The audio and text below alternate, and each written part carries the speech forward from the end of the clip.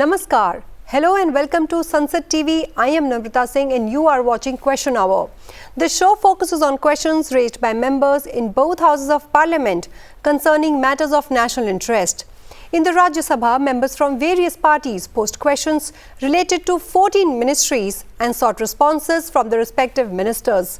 Similarly, in the Lok Sabha, members from diverse parties raised questions pertaining to 9 ministries and sought responses from the respective ministers. Now, let's take a look at some of the questions whose replies were presented today. Rajya Sabha member Mayank Bhai Jaidev Bhai Nayak asked the Minister of External Affairs India's foreign policy evolution in terms of expanding global influence and building strategic alliance, and how government has leveraged multilateral platforms such as G20 and ASEAN to enhance India's influence and foster strategic partnerships. The ministry in its reply informed the House that India's foreign policy continues to evolve to reflect its primary objective of securing its national interests, including those of Indians living and working across the world. It is also reflected in the country's growing stature and capabilities to assume greater responsibilities on the world stage. A key focus of India's foreign policy remains its immediate and extended neighborhood. India's historical and civilizational ties with countries in the region are guided by the Neighborhood First policy, Act East policy, Think West policy, and Connect Central Asia policy, and Security and Growth for All in the Region initiative. These policies seek to comprehensively enhance our engagement with relevant countries. India's membership of various plurilateral initiatives such as BRICS, SCO, and Quad, and its own leadership in establishing various international institutions, including the International Solar Alliance, the Coalition for Disaster Resilience Infrastructure, Global Biofuels Alliance, and the India-Middle East-Europe Economic Corridor, also reflect the country's expanding interests and partnerships. The ministry also informed the House that the upgradation of the ASEAN-India relationship in 2012 and comprehensive strategic partnership in 2022 was a natural progression reflecting the elevation of our relationship with ASEAN from sectoral dialogue partner secretary level in 1992, dialogue partnership ministers level in 1996, and summit level partnership leaders level in 2002. Besides engagement in ASEAN Plus One India framework, other platforms for engagement for India with the ASEAN region include other frameworks including the East Asia Summit, the ASEAN Regional Forum, the ASEAN Defence Ministers Meeting Plus, and the expanded ASEAN Maritime Forum.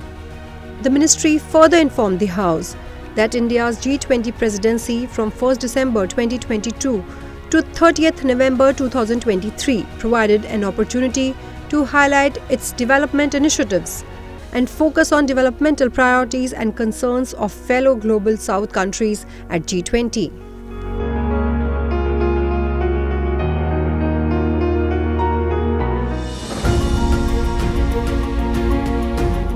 Rajya Sabha MP Narhari Amin asked the Minister of Communications whether any scheme has been contemplated upon in order to modernize the post offices in the country and provide modern facilities therein, and if so, details of facilities that are being commenced in post offices under these schemes.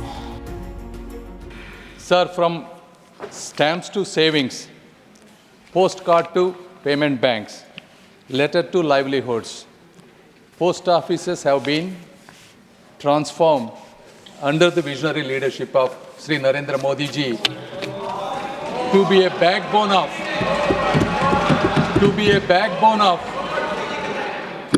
financial inclusion for rural communities, especially women. Sir, we provide services from postcard, mail to savings banks, payments bank, and everything that you can imagine in a rural community. More than 80 services, government to citizen, business to citizen services whether you call it paying the bills, buying the train tickets, or receiving government beneficiary schemes such as Manrega or PM Kisan.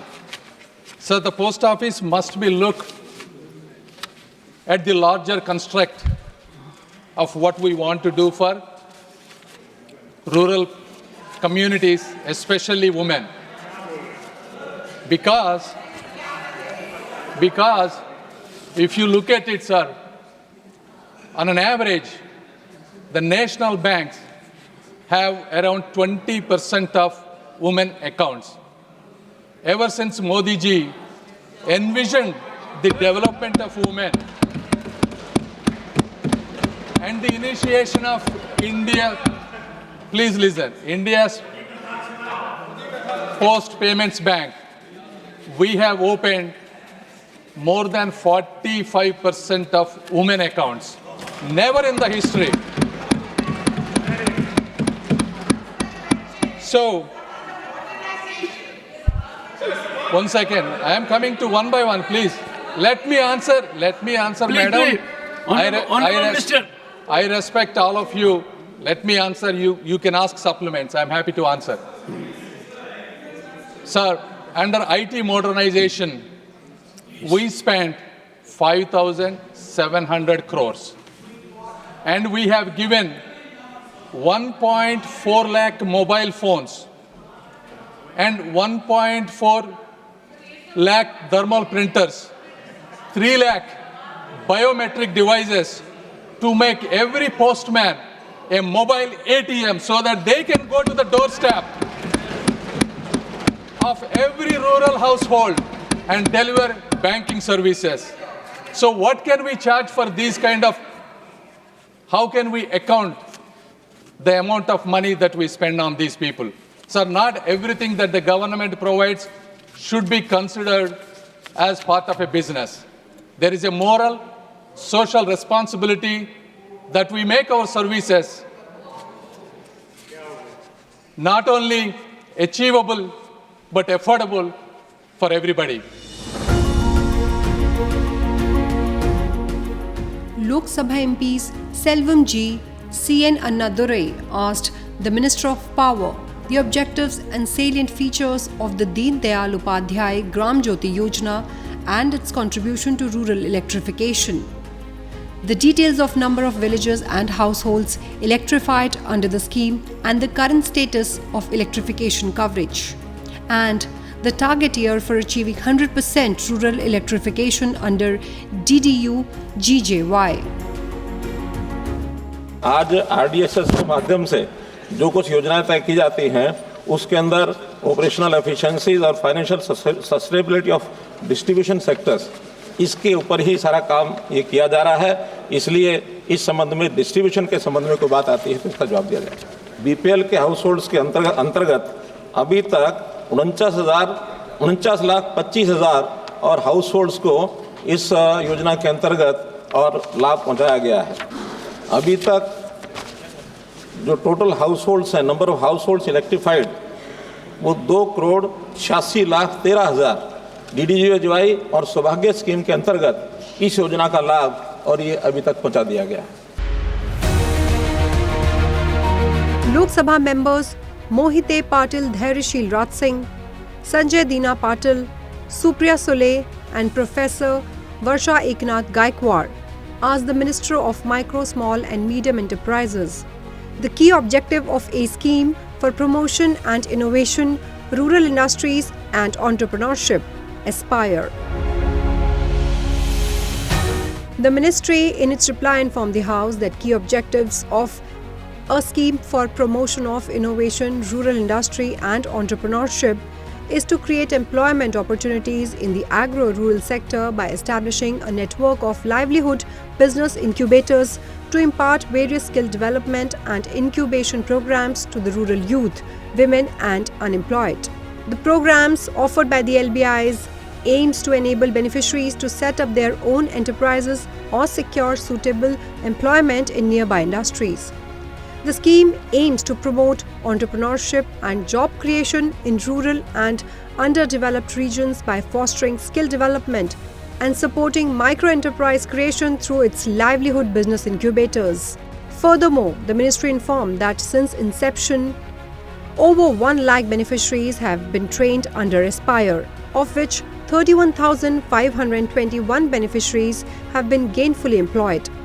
Additionally, 662 micro-enterprises have been supported. The LBIs provides comprehensive training and incubation programs along with hand-holding via various support services for prospective first-generation entrepreneurs.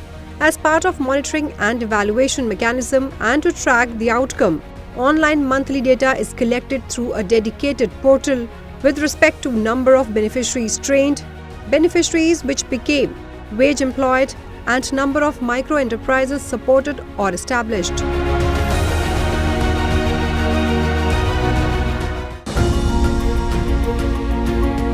Rajya Sabha MP C.V. Shanmugam asked the Department of Atomic Energy whether government is aware that nuclear power plants pose great threat to human lives and property in case of leaks in the reactors, etc., and whether government has taken adequate measures for the safety of the nuclear power plants in the country.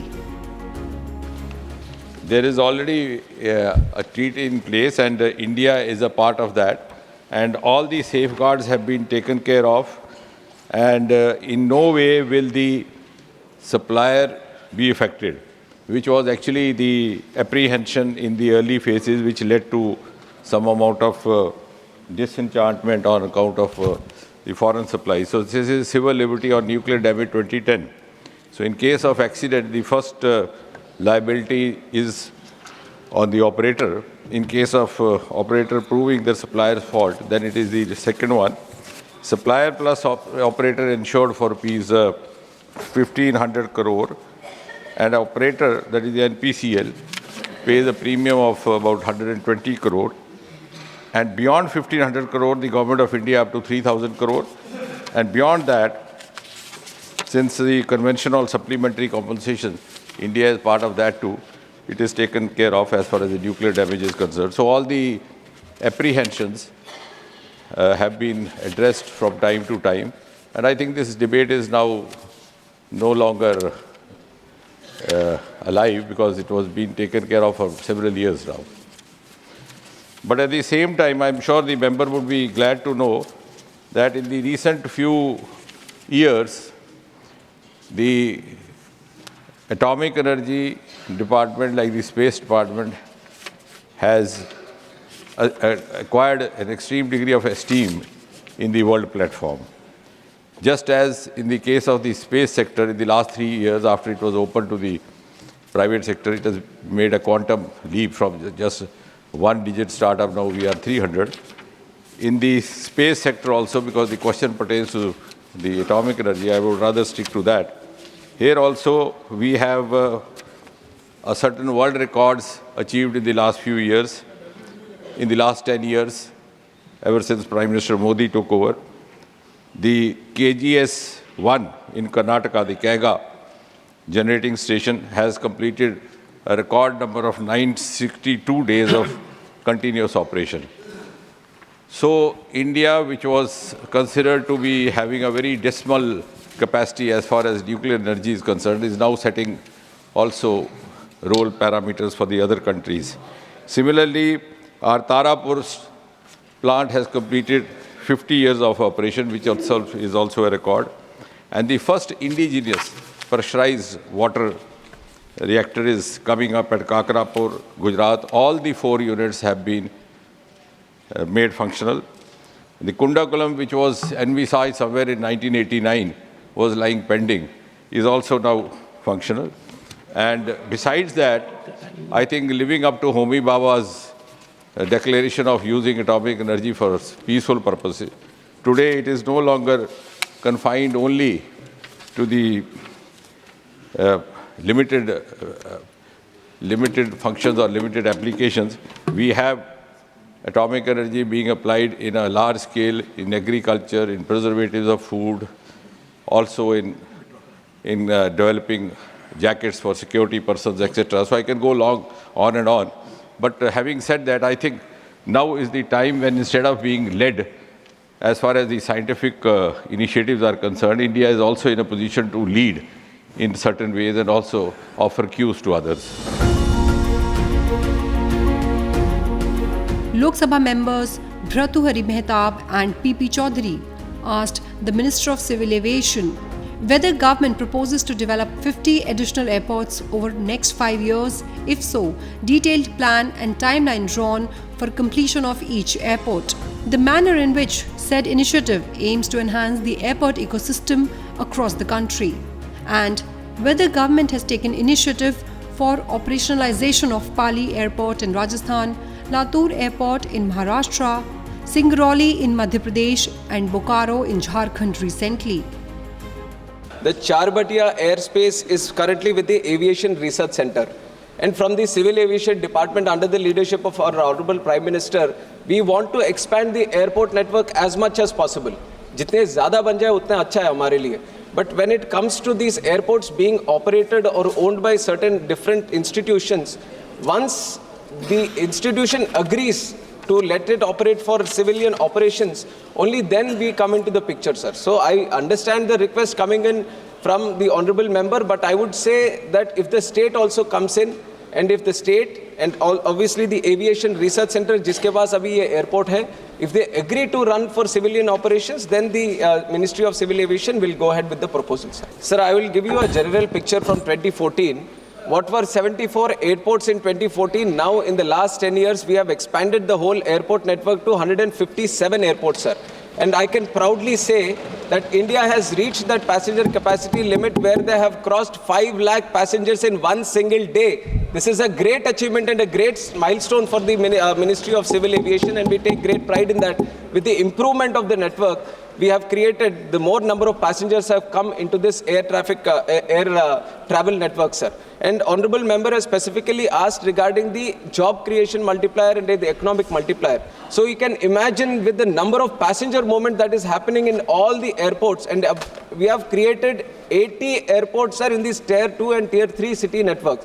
So when the passenger movement is there, obviously the job creation also subsequently will happen. And for the specific figure, I'll give it in writing to the honorable member, sir. UDAN has been a revolutionary scheme for the civil aviation network, sir.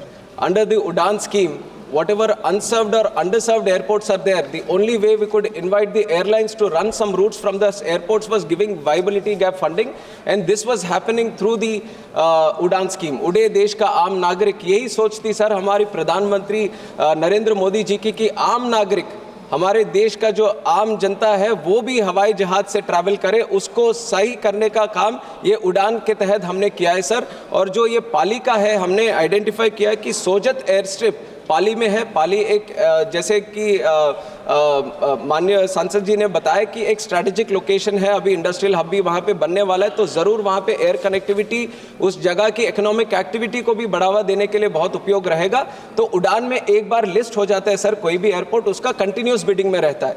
अगर इस बार airlines नहीं आए तो बाकी दूसरे round में हम ज़रूर लगाएंगे. और अभी उन्होंने प्रश्न भी उठाए, तो ज़रूर हमारी भी कोशिश यही रहेगी कि वहाँ से किसी भी तरह एक प्लेन को हम चलाएं तो ज़रूर कंटिन्यूस बिडिंग उसका चलता रहेगा.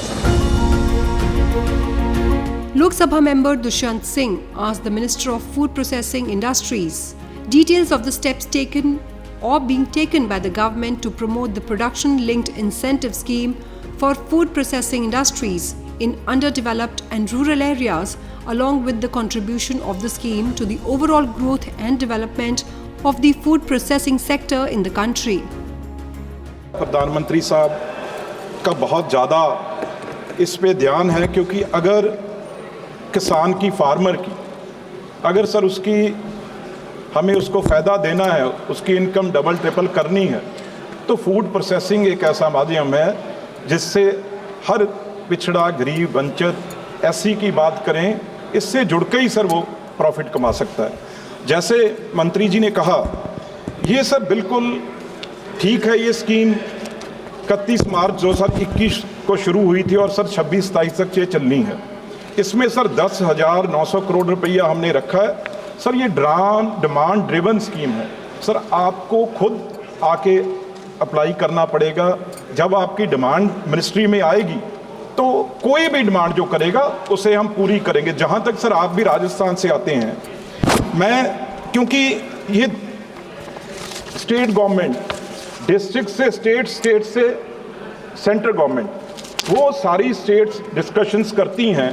जैसे कि आपने कहा राजस्थान में सर, जैसे अलवर में है वहाँ पे अनियन बेस्ड प्रोडक्ट्स की सर बात है, ये राजस्थान से सलाह मशवरा करके आपका जो बारन डिस्ट्रिक्ट है वहाँ पे गार्लिक की, वो पहले ही वो उसे डिस्ट्रिक्ट को स्टेट सेंटर ने गार्लिक के लिए वे हब जो ODOP स्कीम में गार्लिक का वहाँ पे है, ऐसे सर चूरू में है, ग्राउंडनट का है।